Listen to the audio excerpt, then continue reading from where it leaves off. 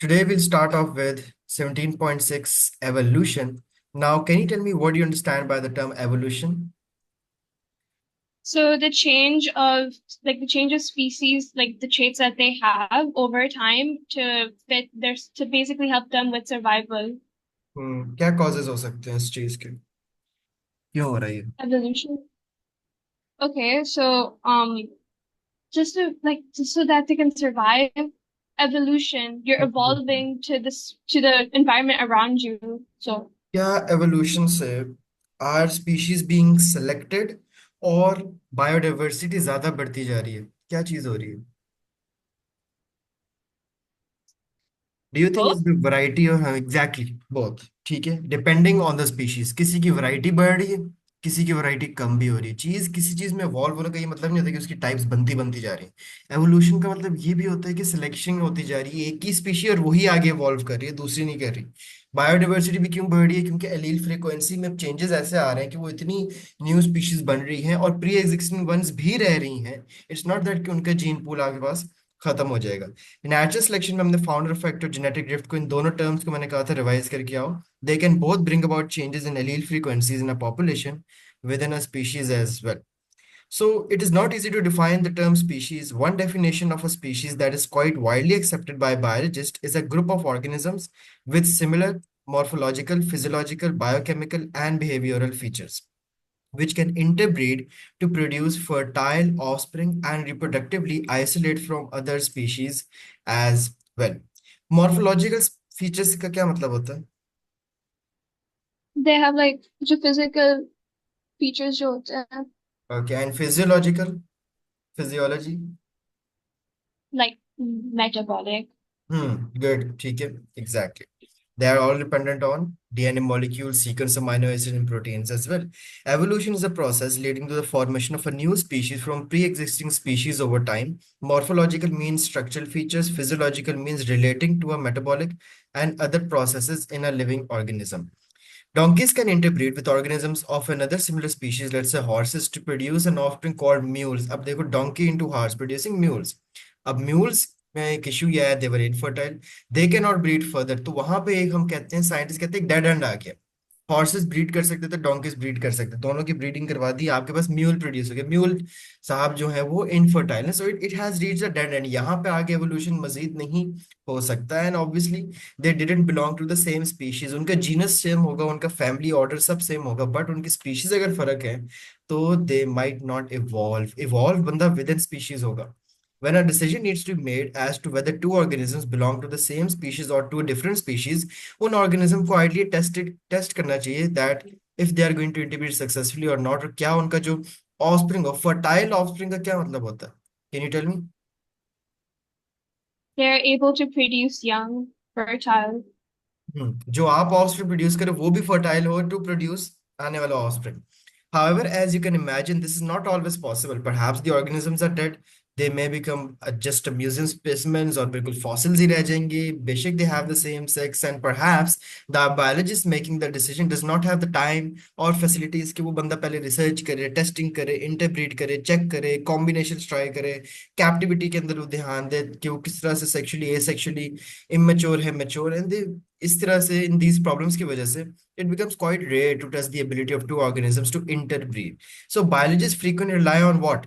Morphological, biochemical, physiological, and behavioral differences कि whether these two organisms belong to the same species or not। अब आप इनके ऊपर testing करने लग जाओ, नहीं होंगे रिसोर्सेज, नहीं है पैसा, कि आप इनका पूरा जीन इलेक्ट्रोफोरेसिस शुरू कर दो और देखो बैठ के एक एक जीन क्या क्या प्रॉपर्टी, क्या क्या ट्रेड दे रहा है, क्या इनके ट्रेड मैच। नहीं, आप देखने में क्या नजर आ रहा है, बिहेवियर में क्या नजर आ रहा है, उनकी डाइट में क्या नजर आ रहा है, रिप्रोडक्शन में क्या नजर आ रहा है, फिजियोलॉजिकल, मेटाबॉलिक, जैसे आपने कहा बायोकेमिकल उसको कहते हैं मेटाबॉलिक को। So in practice it may be only the morphological features which are considered. ज्यादातर मॉर्फोलॉजिकल स्पीशीज होते हैं, देखने में पता लग रहे हैं all of this. And then they have a key book as well, उसको कहते हैं द स्पीशीज की। आप उसको सर्च करना, वो मेरे ख्याल से कोई 15,000 पेजेस की तो वो किताब है, द स्पीशीज की बाय रिचर्ड करके कुछ है, जो कि सारी दुनिया के अंदर वो यूज की जा रही है। तो मैच द फीचर्स, और उस वो कहाँ पे हम यूज करते हैं उसको। आपने बायोडाइवर्सिटी वाले मेरे लेक्चर्स देखे ना, उसके अंदर वो स्पीशीज की का जिक्र है कि जब आप क्वाड्रेट्स फेंकते हो एक रैंडम, मैंने अभी अपने लॉन में आपने जाके चेक करना है कि कितनी स्पीशीज है अपने लॉन में। एक क्वाड्रेट, क्वाड्रेट क्या होता है, remember from the recorded lecture? Yeah, एक एक एक it's the random, four like हाँ, तो एक फीट बाय फीट की ना एक जाली है, वो जाली रैंडमली फेंक दो उस एक हिस्से में, ठीक है? आपने अपने लॉन के ना 10 हिस्से किए, किसी एक हिस्से में जाली फेंको, वहां जाके ना आप एक स्पीशीज की यूज करो, क्योंकि दो घास के पत्ते आपको एक जैसे लग रहे हैं, अब आपको कंफ्यूजन है। दे यूज अ स्पीशीज की as well, तो they are all depending on morphological features however, but detailed studies of the DNA sequence may be used to assess how similar two organisms are actually to each other as well, a and it can, dichotomous key. नहीं, डाइकोटमस की अलग चीज है, species की। डाइकोटमस की तो वो है गैस करने के लिए, स्पीशीज की के बाद हम गैस करते हैं इसके पर हैं इसके नहीं। अच्छा, अच्छा, अब पर वालों को देखते हैं, पर वालों की टांगे हैं या नहीं, अच्छा टांगे भी हैं, नीचे जाते हैं, बीक है या बीक नहीं, बीक नहीं है तो ये वाला organism, that is separate thing. वो भी होती है, स्पीशीज की एक किताब है वर्ल्ड वाइड में, उसकी बात कर रहा हूँ, जिसमें सारी Okay. स्पीशीज की डिटेल गिवन, उनकी मॉर्फोलॉजी, उनकी एनाटॉमी, उनके फीचर्स, उनके कलर्स, उनकी बहुत बड़ी की है वो, 15,000 पेजेस की बता दिया। वो है डाइकोटमस की, वो है जो आईजीसीएस में गेस करने के लिए करते थे, इधर भी है, आसान से आते हैं उसके सवाल। सो sometimes it can be extremely difficult to decide when these features are sufficiently similar or different। अगर वो एक या different species से भी हैं भी, तो बहुत से uncertainty disagreement भी आ जाता है, that how should we classify these different varieties of organisms into one species, or whether to split them into many different species as well. So you can find more discussion about the various ways of defining the term species in chapter 18 classification as well. Now, despite the problems described above, many biologists would agree that the feature which really decides whether two organisms belong to different species is their inability to interbreed successfully। ये इन्होंने कहा यार ये सबसे ज्यादा तरीका है पता लगाने का, आप उनको ब्रीड करवा दो, टेस्ट ही चल रहा है ना, ब्रीड करवा दो, नहीं अगर सक्सेसफुल ब्रीडिंग, मतलब कि they belong to two different species, बजाय कि मैं उनके ऊपर रिसर्च करूं, ब्रीड करवा के देख लो। In explanation how natural selection can produce new species, it is necessary to consider how a group of interbreeding organisms can produce another group of organisms which cannot interbreed successfully with the first group. The two groups must undergo reproductive isolation from one another, जिसको हम कहते हैं genetic isolation कर रहे हैं, ताकि there should be no interchange of genes between the two groups, क्योंकि वो interbreed अब कर ही नहीं रहे हैं। Now, reproductive and genetic isolation can take very different forms, and the reasons for inability to interbreed successfully include, या तो वो recognize नहीं करे एक दूसरे को, तो वो mating behavior की तरफ respond ही नहीं करेंगे, they won't excite। Animals physically unable to mate होंगे, या तो ठीक है, their reproductive organs might be different, ठीक है। Incompatibility of pollen and sigma in plants, ठीक है, अब पॉलन का साइज और स्टिग्मा का साइज भी फर्क कर सकता है। Inability of the gamete fusing, failure of cell division, non viable offspring की ये ज्यादा जिएगा ही नहीं, ठीक है, और वायबल लेकिन ऑस्प्रिंग जो है वो स्टेराइल है। So how can this happen? How can species somehow become split into two groups that are no longer interbreed with one another? In order, हम इसको कहते हैं speciation, अलग अलग ग्रुप्स कर रहे हो सिलेक्ट करके कि ये वाला इससे इंटरब्रीड नहीं कर सकता, ये वाला इससे कर सकता, लेकिन ये वाला उस वाले से नहीं कर सकता। या तो कोई ज्योग्राफिकल बैरियर आ जाएगा, that is going to separate the species into two groups. Geographical barrier का क्या मतलब है? Like they're going to be living in two different regions or areas. ठीक है, but how is that a barrier geographical? Like, for example, like water, like just a ठीक है, sea ho gaya, या river ho good gaya, good, ठीक है। yeah, हाँ, let's say mountains. Flood आ गया, hurricane आ गया, सुनामी आ गया, एक स्पीशीज सरवाइव करी, दूसरी खुद माइग्रेट करके अलग हो रही है। Earthquakes, volcanic eruptions was very common in previous times, जहां से बहुत सी स्पीशीज इवॉल्व हुई है वॉल्केनिक eruption से, ठीक है। रिप्रोडक्टिव आइसोलेशन, ठीक है, can also happen while the species is still living in the same place. तो पहली टाइप ऑफ स्पीसिएशन जो होती है वो होती है allopatric speciation. Geographical isolation has played a major role in the evolution of many species, and many islands have their own unique group of species. The Hawaiian and the Galapagos Islands, for example, are famous for their spectacular arrays of species of all kinds of animals and plants. Geographical isolation requires a barrier of some kind to arise between two populations. For example, a stretch of water, like you just mentioned as well, और वो एक population हो सकती है, bird की भी हो सकती है, जो कि एक दफा हवाइन आइलैंड्स पे आई थी, एंड लेकिन हुआ क्या था, the birds might have been blown by the cause of storm. Now storm is what, a geographical isolation, और वो इतने सेपरेट हो गए थे hundreds of miles of ocean में कि वो मेन लैंड अमेरिका में कोई चले, कोई साउथ अमेरिका में, that the group then interbred with one another and they produced a new species. But of course breed with the mainland population was not possible. Mainland और island में बहुत फर्क होता है। What is the difference? Term समझ आती है? Mainland and island, yeah, obviously mainland is like mainland. Island is like a place like it's an not isolated mainland. land. I said yeah, it's covered like with water. Like there's good. water everywhere. That's an island नाम island. मतलब ice, isolated land, Iceland कहते हैं इसलिए island, ठीक है। The island Yeah. Population was genetically isolated from its parent population, तो ये एक रीजन हो रही थी कि वो इंटरब्रीड नहीं कर पाए फिर। प्लस सिलेक्शन प्रेशर, आधे आधे जब फैमिली डिवाइड हो गई, अब मेनलैंड पे अलग प्रेशर्स हैं, आइलैंड पे अलग प्रेशर्स होंगे। आइलैंड में शायद कोई ज्योग्राफिकल प्रेशर हो, मेनलैंड पे कोई प्रीडेशन के कोई सिलेक्शन प्रेशर्स होंगे उनके ऊपर, जो कि रिजल्ट करते हैं different alleles being selected. Over time, the morphological, physiological, and behavioral features of the island population became so different from the mainland population that the two population could no longer interbreed। अब पता है क्या, अब इतने अरसे तक वो लहदा रहे थे, वो उधर के लिहाज से सेटल हो गए, वो उधर के लिहाज से सेटल हो गए, कि अब आप उनको दोबारा टुगेदर वापस भी जोड़ोगे ना उन फैमिलीज को, वो आपस में इंटरब्रीड नहीं करें। क्यों? Morphological, Like physiological, behavioural features फर्क हो गए। आपकी एनाटॉमी, आपकी जीन सेम हो बेशक, बट मॉर्फोलॉजिकली, फिजियोलॉजिकली, बिहेवियरली आपको अगर एक दूसरे के फर के कलर भी फर्क लगेंगे ना, तो इतने भी बिहेवियरली वो डिफरेंट हो जाते हैं that they won't even mate with each other. Is it clear? yeah. If the number of individuals that arrived on the island was small, तब आप पर जेनेटिक ड्रिफ्ट और फाउंडर इफेक्ट आ सकता है। जब हमने पढ़ा था कि या तो आए ही इतने कम थे कि वो थे ही थोड़े से और वो ही खत्म हो गए, वो भी जीन पूल्स के अंदर डिफरेंसेस ला सकते हैं as well. So the method of speciation as a result of geographical separation is known as allopatric speciation. Next we have sympatric speciation. Any idea ये कौन सी टाइप होगी? Simple. Sympatric, okay.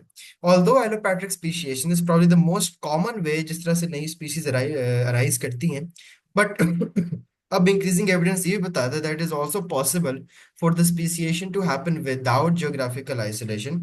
We call it sympatric speciation. Allopatric क्या था? Can you tell me?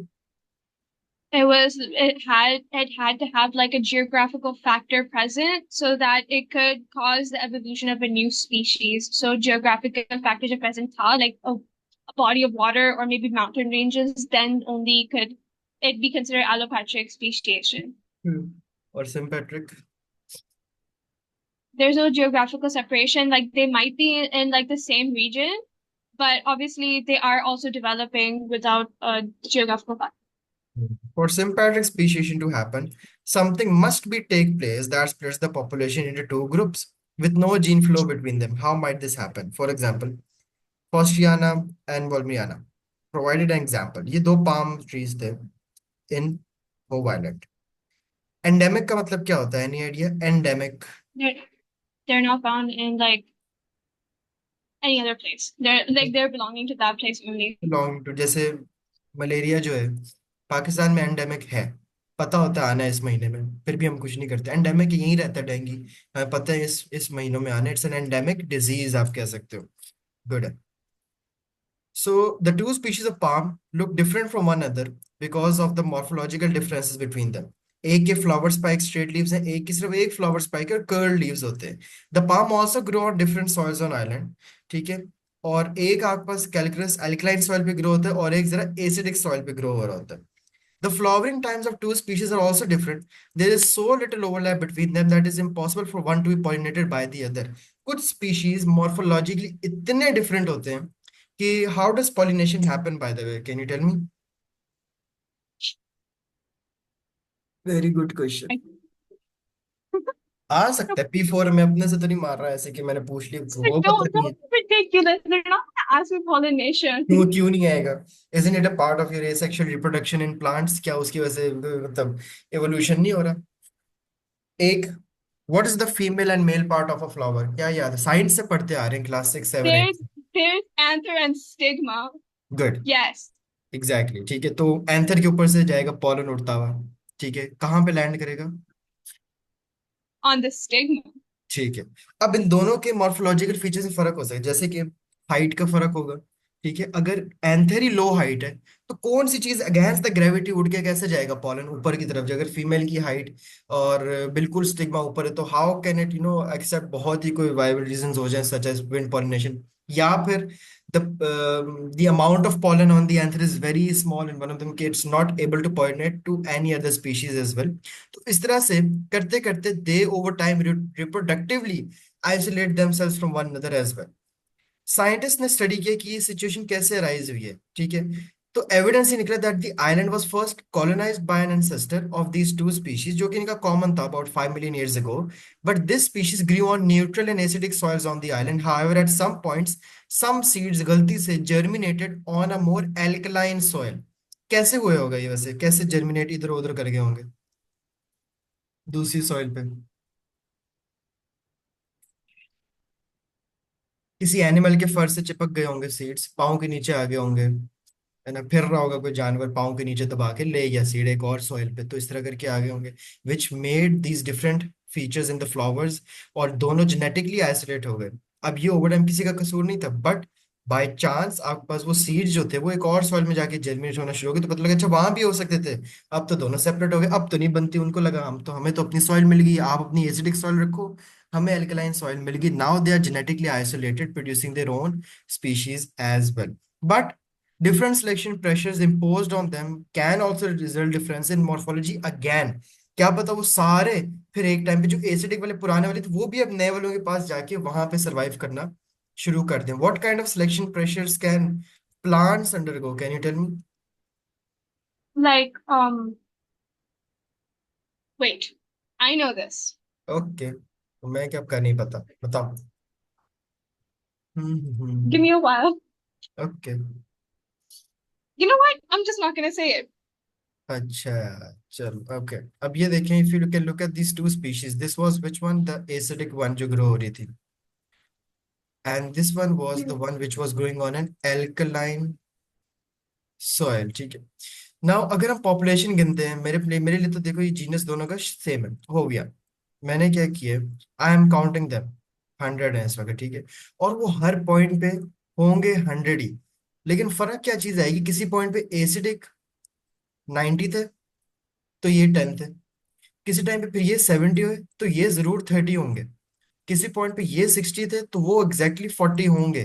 और ऐसा ऐसा point evolution कैसे होगा कि एक पॉइंट ऐसा आएगा कि एल्कलाइन वाले अब 90 हो जाएंगे और वो 10 रह जाएंगे, but the total if you see would always be what, around 100। फर्क क्या है कि एक स्पीशी ग्रो भी कर रही है, वो कम भी हो रही है, लेकिन उसी पॉइंट पे जब वो कम हो ही रही थी, दूसरी भी देखो पहले से जो एल्कलाइन वाले पे अडॉप्ट वो ग्रो होना शुरू हो गए।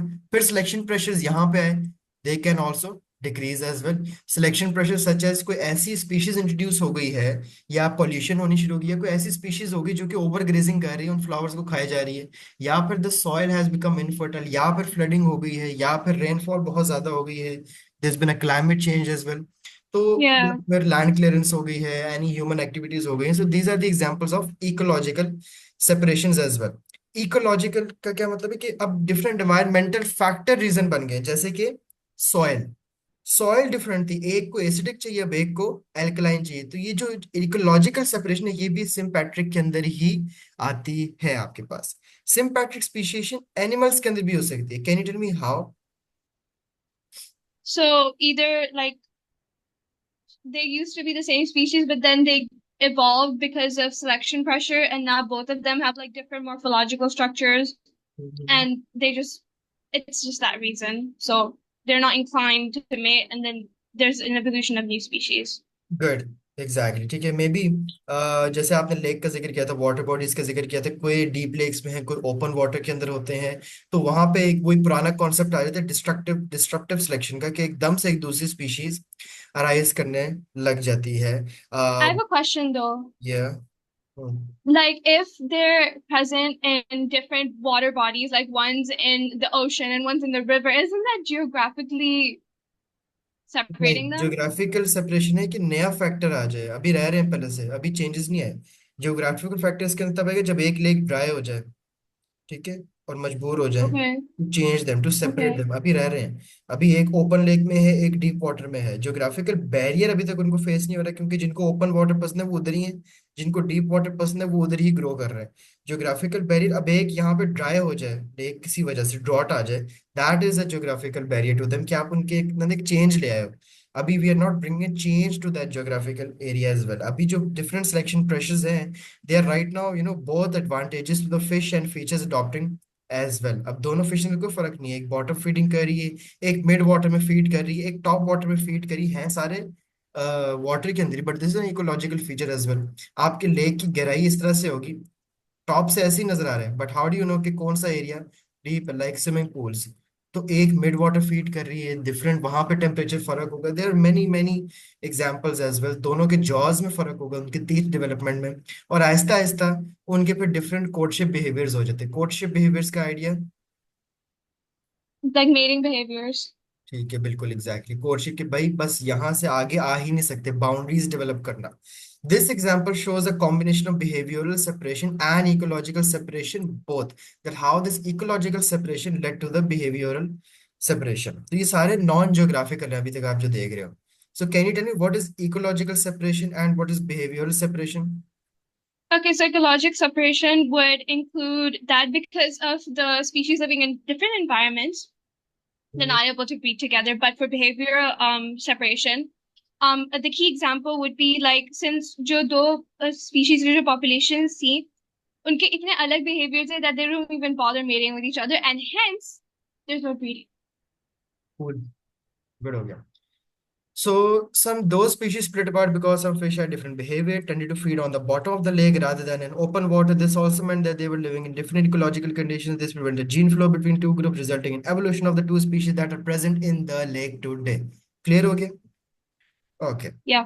When thinking about how one species might split into two, it is important not to confuse the original factors that cause the separation with the factors that prevent the two species from breeding as well. अब आप खुद अगर किसी को separate करना चाह रहे हो, पहले look at all the possibility जो उनको सेपरेट कर सकती है, and then look at the possibility जो उनको सेपरेट नहीं कर सकती है। For example, these fish for example are now prevented from interbreeding because they have two different courtship displays, उनके अपने behavior, इनके अपने behavior, and that is how the two new species formed, and they arised after becoming separated only when there was genetic isolation। भी अब आहिस्ता आहिस्ता हो जाएगी, आपकी feeding behaviours भी डिफरेंस थे। और आप सोचो जो ओरिजिनल ये जो नेलेस फलाना स्पीशीज थी, उसने कॉलोनाइज कर दिया है अपने ही लेक को। What does colonisation mean? Taking over basically the British Empire. हाँ, मतलब कॉलोनीज डेवलप कर ली। When I mention the courtship behaviours, now it is easily, जैसे बिल्कुल कोई दखल अंदाजी नहीं हो सकती into each others behaviours, because there is a whole behavioural change among the whole population as well. तो एक ही स्पीशीज ने कॉलोनाइज कर दिया लेक को। Now, identifying evolutionary relationships. Molecular evidences from comparisons of the nucleotide species of DNA can also reveal many similarities. DNA जो होता है, it is mostly found in the nucleus, but there are also small circles of DNA in mitochondria and chloroplast. अगर मैं आपको दोबारा बताऊं, you have two types of cells, eukaryotes and prokaryotes, And ठीक है? prokaryotes. अब यूकैरियोट्स के Yeah. अंदर कौन से राइबोसोम्स होते हैं? 70S. नाइस, ठीक है। प्रोकैरियोट्स में कौन से होते हैं? 70S. हाँ, ठीक है। लेकिन जो यूकैरियोटिक्स के ऑर्गेनेल्स होते हैं, क्लोरोप्लास्ट, माइटोकॉन्ड्रिया, इनमें कौन से राइबोसोम्स होते हैं?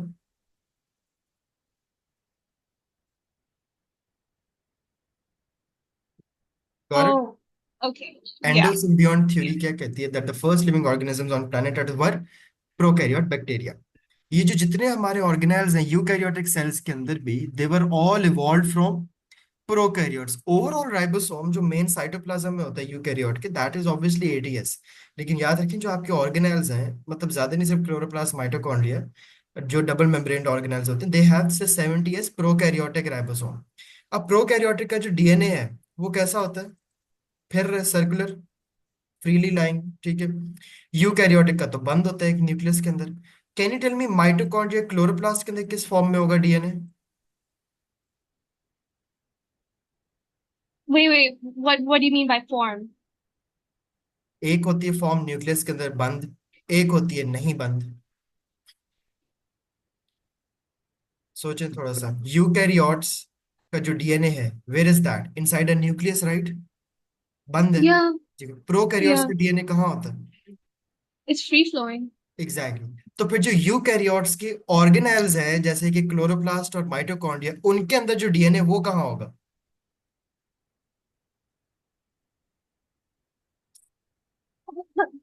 अब I am not gonna say it. चलो सोचें। Could you repeat the question? देखो प्रोकैरियोट्स और यूकैरियोट्स के डीएनए में क्या फर्क है?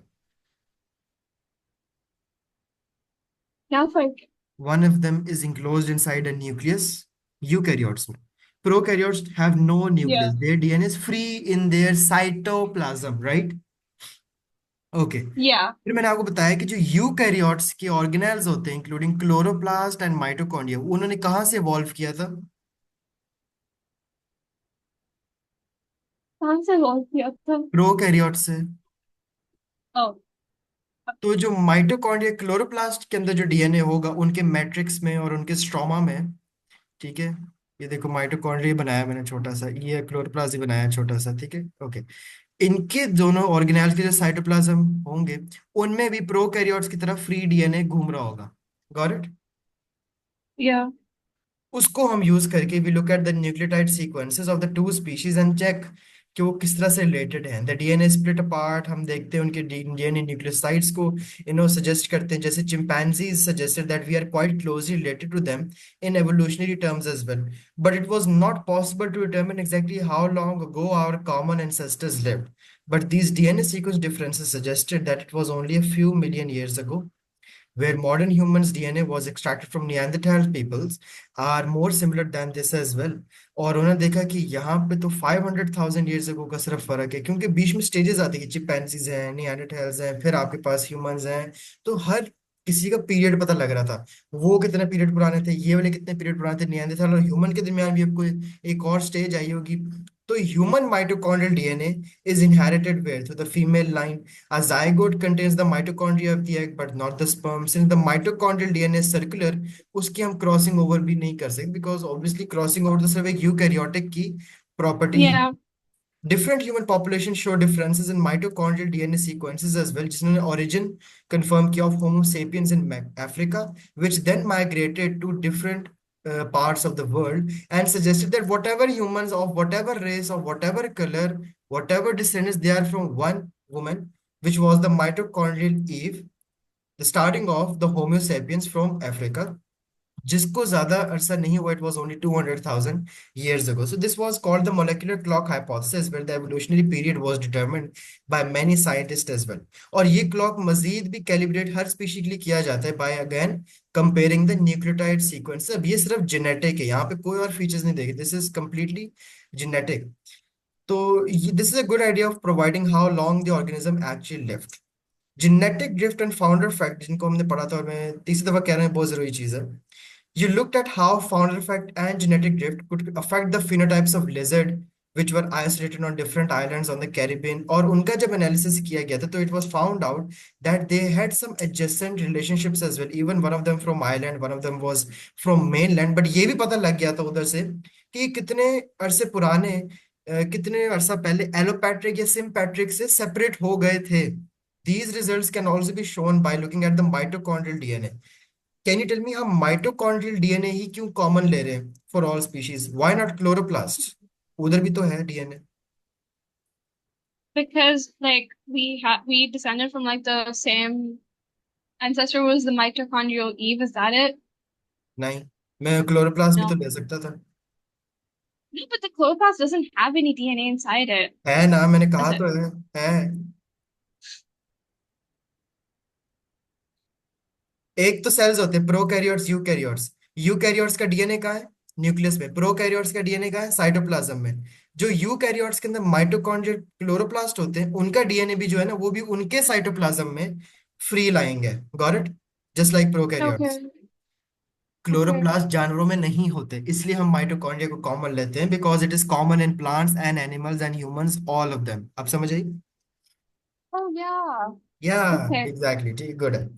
So we can use the results of DNA analysis and a comparison of base sequences in different species to draw family tree as well, और फिर larger classification groups आपके पास वहां से बनते जाते हैं such as this। ठीक है, दिस इज अ डीएनए जो सस्ता वर्जन अगर देखने, कभी नादरा जाके अपना फैमिली ट्री भी देखा जा सकता है. So starting from the left और starting from the top, there is the one common ancestor, the family. Then we have orders, then we have genuses, then we have species.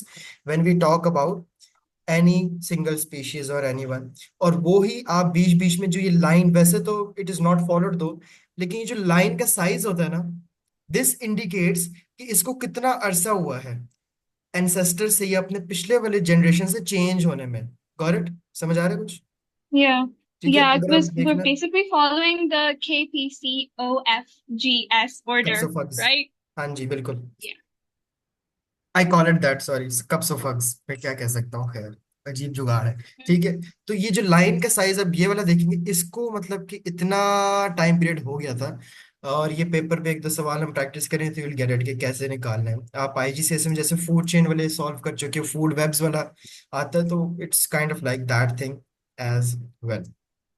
And that is the end of your chapter of selection. क्या नाम था chapter? Selection and evolution. Got it? Yeah.